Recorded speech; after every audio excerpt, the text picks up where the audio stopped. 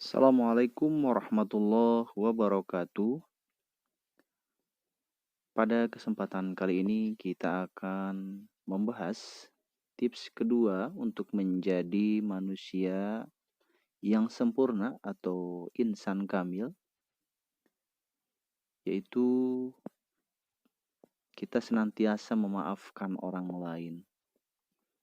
Adapun tata cara latihan untuk memaafkan orang lain,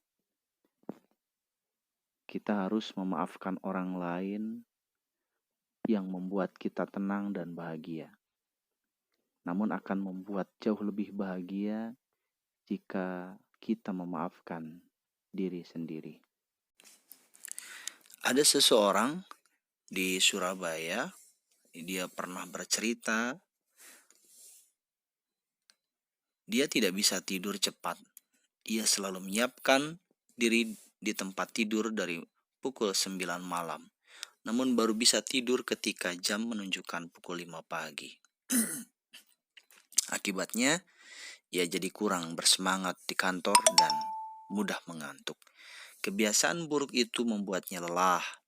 Ia mendatangi beberapa orang. Pertama, ia bertanya kepada seorang guru yang selalu memintanya berolahraga sehabis pulang kerja, seperti bermain bulu tangkis dan lain sebagainya.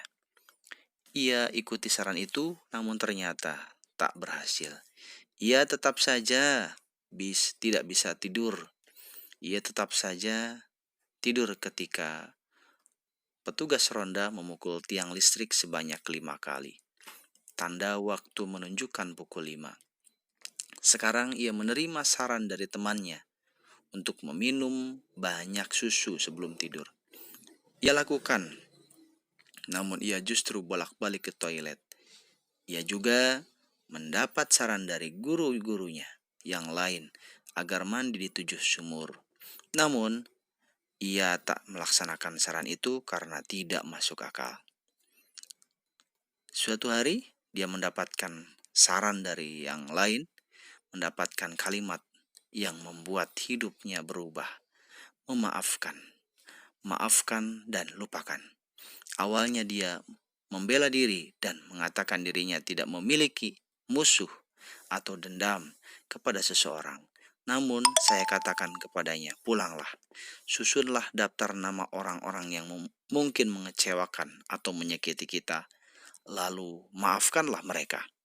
Di rumah ia menyusun daftar nama, dimulai dari orang yang terdekat, yang sering bersamanya seperti istri, anak-anak, orang tua, teman sekantor, dan seterusnya.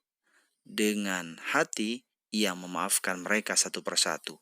Ia merenung, anaknya pernah berbuat marah. Anaknya pernah membuat marah karena sulit dibangunkan untuk mengerjakan sholat subuh. Ia juga kesal kepada istrinya. Setiap ia pulang kerja, si istri belum pulang dari kantornya. Dan masih banyak lagi hal-hal yang membuatnya kesal, yang selama ini ia biarkan. Luar biasa, tidak sampai 1 minggu melupakan. Luar biasa, tidak sampai 1 minggu melakukan latihan tersebut, ia bisa tidur pada waktu yang lebih cepat. Pukul 9 malam ia sudah tidur. Pengalaman di atas menjadi pelajaran bagi kita tentang memaafkan. Lihatlah diri kita sekarang. Sudahkah kita memaafkan hari ini? Ketika marah dan menyimpan dendam, kita memiliki 300 lebih saraf yang bekerja. Namun jika kita tersenyum, hanya ada 3 saraf yang bekerja. Salah satu hikmah kita memaafkan orang lain, yaitu tidak pernah kita mengurangi derajat kita, tetapi justru sebaliknya memaafkan membuat kita lebih manusiawi. Memang, ego kita terkadang ingin marah dan menyimpan dendam. Namun, dari perjalanan panjang peradaban manusia modern, justru semakin berhasil kita mengendalikan ego, kita makan semakin bisa mengendalikan masa depan kita. Dan sebuah upaya untuk bisa memiliki kekuatan memaafkan adalah yang pertama, lupakan kebaikan Anda. Ingat kebaikan orang lain. Salah satu penyakit manusia adalah mengingat kebaikan diri sendiri dan melupakan kebaikan orang lain.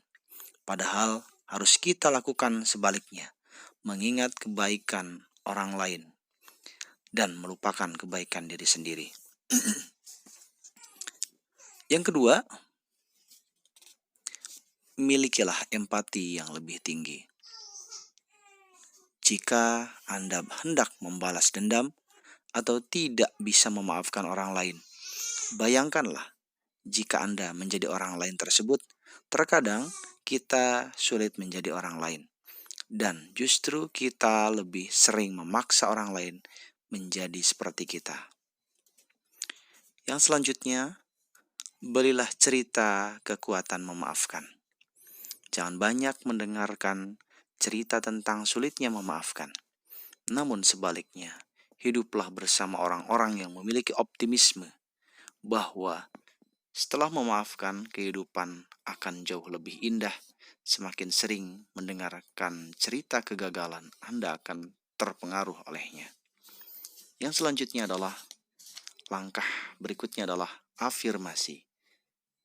Saya maafkan. Jangan pernah berhenti melakukannya. Terhadap musuh-musuh kita, teman kita, keluarga kita yang pernah menyakiti kita, yang membuat kita marah, maka kita akan mengafirmasi diri kita, saya memaafkannya. Tutuplah dengan ungkapan syukur.